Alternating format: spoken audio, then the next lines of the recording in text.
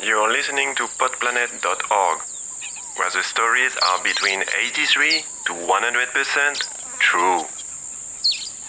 And now Podplanet presents The Wildlife, with special guest stars Ali Roja, Lisa Del Bello, and Carter Hayden. Let Us Begin.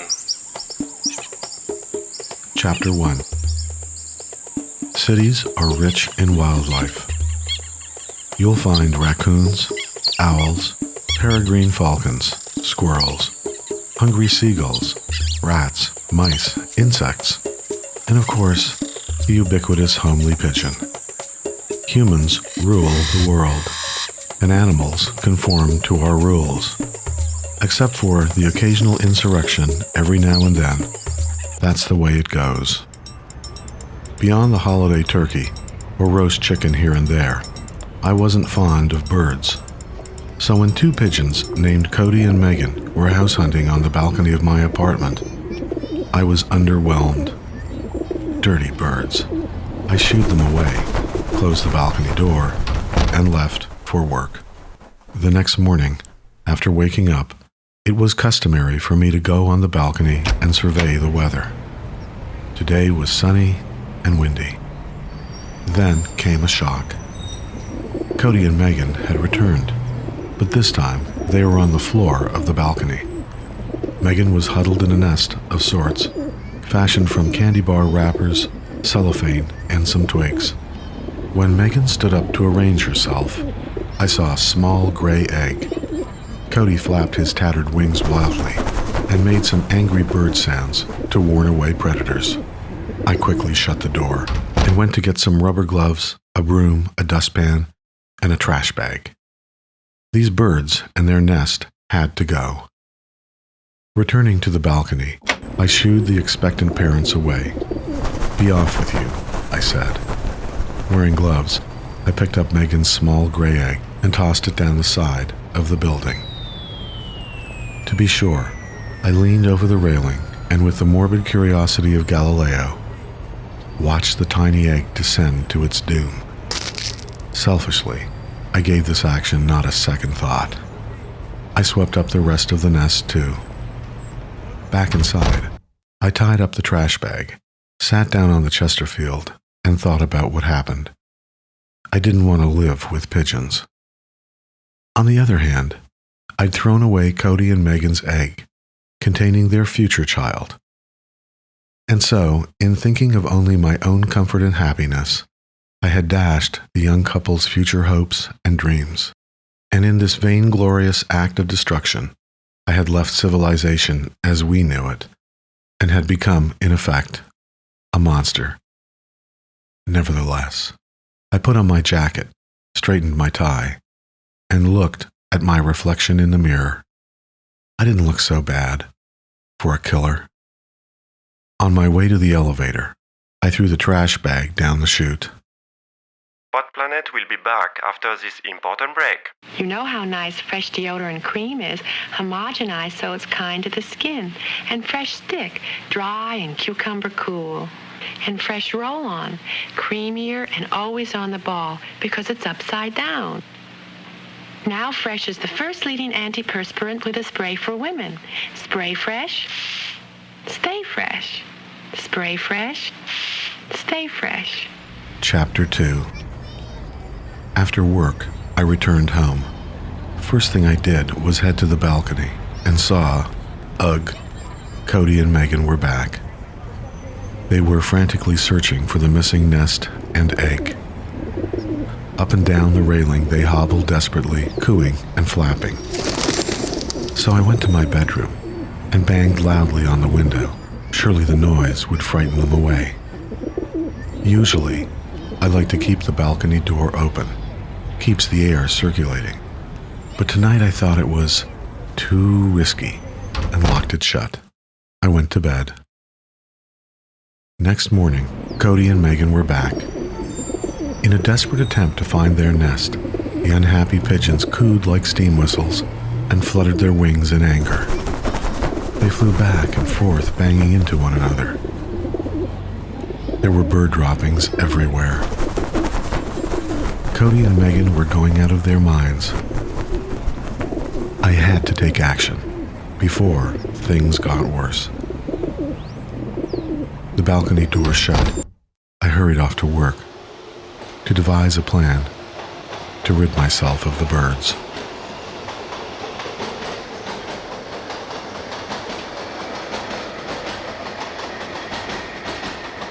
In my cubicle, I Google searched for pigeon control solutions.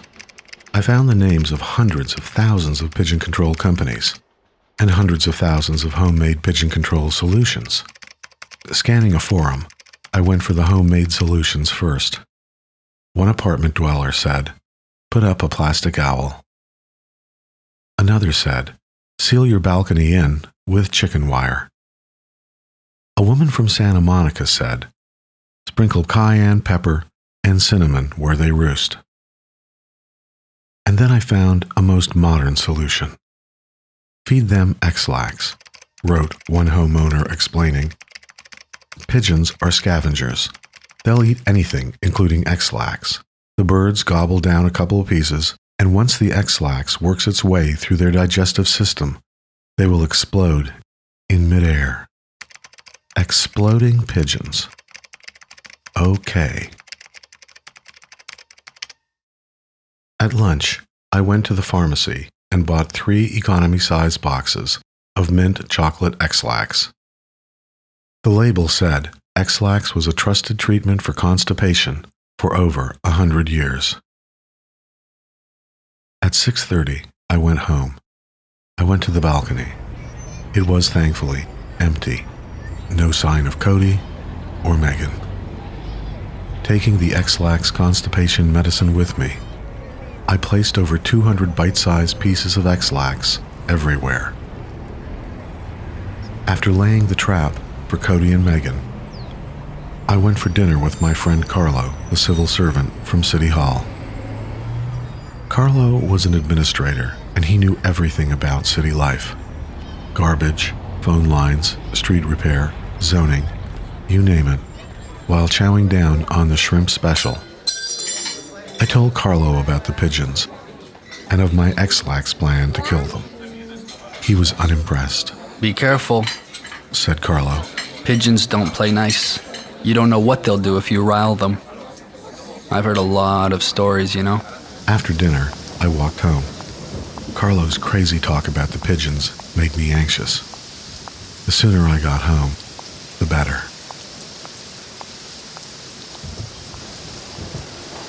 Chapter 3. The following day, it was business as usual. At 5 o'clock, I packed up my stuff and went home.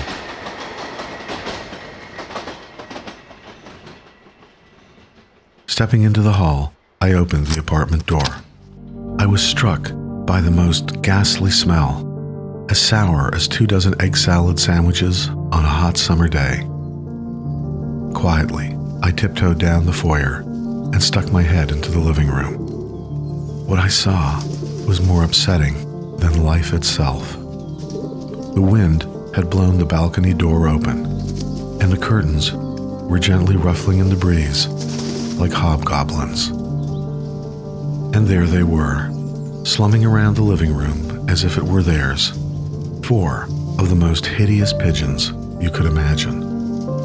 The X-lax plan had worked all right, but rather than killing the pigeons, it simply worked as an invitation for the birds to enter my apartment and roost. On the windowsill were Cody and Megan. On top of the armoire was a 3rd pigeon. His name, I would later learn, was Heinrich. He was the sort of character that carried cyanide capsules. But the worst of my new guests was a pigeon so large, so corpulent, he must have weighed 22 pounds dry. His chest was as big as a pit bull's. He was missing toes and one eye was sealed shut. His name, according to records, was Herman Maas. And, at least in this jurisdiction, Herman was known as the king of the pigeons. I retreated around the corner and took a deep breath. My chest tightened and my heart pounded, because things were about to get worse, much worse. The facts are in. Women prefer Pod Planet. 5-1. Chapter 4. Poking my head around the corner, I saw the full extent of the damage. There were pigeon droppings everywhere, gallons of it. Every piece of furniture was stained and ruined. I gagged. I panicked. I could barely breathe. I retreated into my tiny kitchen and snapped the doors shut. What should I do? What should I do? What should I do? I called the building superintendent, Mr. Caldwell. Hello. Sorry I can't take your call right now. At the sound of the tone, please leave a message with a brief description of your concern. Wait for the tone. Thanks for reaching out. I left a message, but I knew Caldwell would take up to a week to return the call. Then I looked up the number for animal control. Animal Services? No, sir. We don't remove pigeons. The city doesn't consider them a danger, but rather a colorful enhancement of the urban wildlife mosaic. For the city, it's all about diversity. Just throw a blanket on them and release them outside. Then she hung up. A blanket. Next, I called a professional extermination company. Exterminator Pest Control Services. An exterminator representative answered the phone promptly. His name was Jose. Pigeons inside? No problem. I can send someone in the morning. No, I need them now, I said. All my guys have gone for the day. Have you tried animal control? He asked. Yes, they tell me to capture the birds with a blanket. That's a good idea, said Jose. They can't stay here overnight, I replied. Do you have any friends with wildlife experience? He asked. No, I said. I'm sorry. I can help you, sir. Call back tomorrow. Jose hung up. Chapter 5. We live in a world of ever-changing technological improvements. But some of us don't throw away archaic technology from the past. We let it linger. Take, for example, my CDs. Even though I no longer use them, I had them. And thinking about the CDs and the infestation made me think about James Bond and the movie Goldfinger and Mr. Goldfinger's henchman, Oddjob. Oddjob, you will recall, had a modified bowler hat where its normally soft rim had been replaced with razor-sharp steel. Steel so sharp it could knock the head off a statue.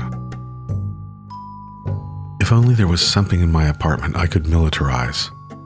Something I could toss at the birds with great velocity, like a frisbee or Oddjob's bowler hat. And that's when a light went off in my head. Of course, the CDs. I could hurl CDs like Oddjob's hat at the pigeons and behead them, or scare the living daylights out of them. I grabbed a broom from the broom closet and headed into battle. Pod Planet will be back after this important break. Getting a new hat for the luncheon, Helen? What luncheon? Why, Thelma, don't tell me you've forgotten. Forgotten? Mm-hmm. I wasn't even invited. Why, I haven't been invited anywhere for weeks. What's wrong with me anyway? What's wrong, Helen? Maybe it's your breath. But new Green Mint mouthwash stops oral bad breath 3 ways better than antiseptics. 1, destroys mouth odor itself, even from onions, smoking, telltale beverages, not just germs. Because Green Mint contains exclusive chloroquet plus a new mouth sweetener. 2, even mixed with water, Green Mint has 37% more penetrating power. 3, tastes so good, leaves no antiseptic smell. Yes, with Green Mint, there's always a happy ending. Your mouth tastes so minty fresh, you know your breath is safe. Used professionally by over 10,000 dentists, Green Mint stops oral bad breath 3 ways better. We must not underrate the gravity of the task which lies before us, or the temerity of the ordeal, to which we shall not be found unequal. I remember Churchill's immortal words the day he declared war. Holding a broom in one hand and half a dozen CDs in the other, I took a couple of breaths, and without warning, hurled a CD at Herman Moss. I missed. I threw another and got a direct hit. The bastard flew off the chair and landed beside his henchman on top of the armoire.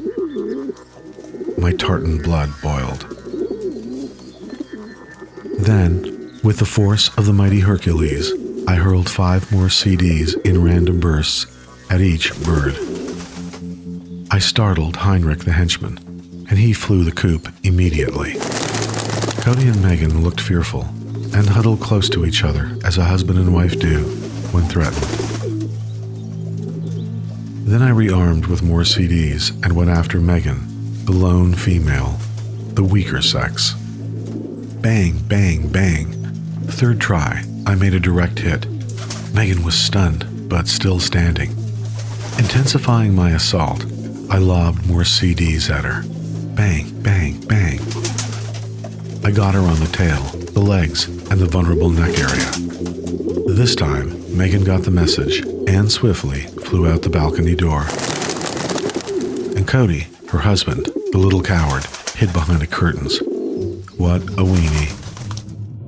Brimming with confidence, I stepped deep into the battlefield and ripped open the curtains. There was no place for Cody to hide, and rather than feel the brunt of my attack, the cowardly coot fluttered his wings and flew out the balcony door and into the night. And now, the final conflict. Me versus Herman Moss, the most feared pigeon on the block. Moving forward, I waited and waited. Moss eyed me carefully, but I was going to play with his mind. I wanted him to feel nice and secure, so I backed off a couple of steps. Feeling safe, Moss buried his tiny head into his enormous shoulders and closed his one working eye as if to nap. An eerie silence filled the room. Then, without so much as a warning, I went Pearl Harbor on him. Boom, boom, boom, boom. One after another, I fired away. Bang, bang, hit, miss, hit, hit, hit, bang, hit, miss. The CDs ricocheted off the giant bird in every direction, and I moved closer and closer. Herman Moss was weakening, and I was relentless. This last assault caused the most damage. Herman Moss didn't see it coming and didn't know what hit him. That's when he bolted out of the room as fast as he could, given his enormous girth. With the last of my enemies vanquished, I slammed the door shut. Emotionally spent from the battle, I did what a lot of soldiers do. I sat down and sobbed quietly. Exhausted and weak, I crawled on my hands and knees to the phone and called crime scene cleaners. I'd heard about them on TV. Crime scene cleaners specialized in the task of cleaning up after suicide, homicide, decomposition, accidental death, and other. My pigeon war would fit neatly under the category of other. Open 24 hours a day, they said they'd be over right away. After they arrived, I dragged myself to the bedroom. At 11 p.m., the crime scene cleaner people were finished, and my apartment smelled like a vet's office. After they left, I poured myself a stiff one and fell asleep like a bat at dawn.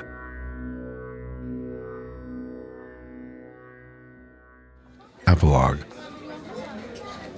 A week after the bird battle, I had dinner again with my friend Carlo from City Hall. Over a plate of spaghetti, I recounted the story. As he listened, Carlo shook his head back and forth. I know, I said.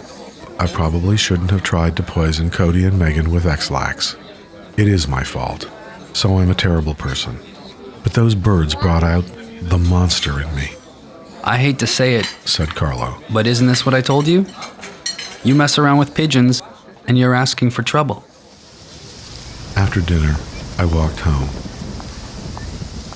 Coming into my darkened apartment, everything seemed all right, but the air was damp and somewhat cold. Looking down the length of the living room in the dim light, I wondered, had I locked the balcony door before leaving?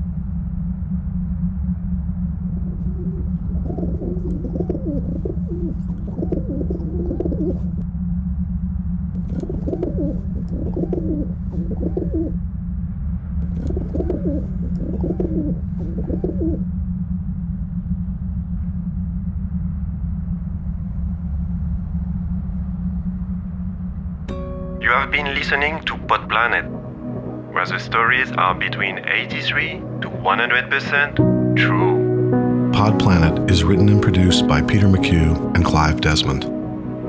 The Pod Planet theme was composed by Jonathan Goldsmith. Creative consultant Monique Kelly. Digital and audio design by Oliver Wickham and Aidan Vickery. Pod Planet announcer Jean-Francois. Additional and highly deserved credits are listed on podplanet.org. If you haven't subscribed to Pod Planet yet, subscribe now. Go to our webpage, podplanet.org. Podplanet is one word.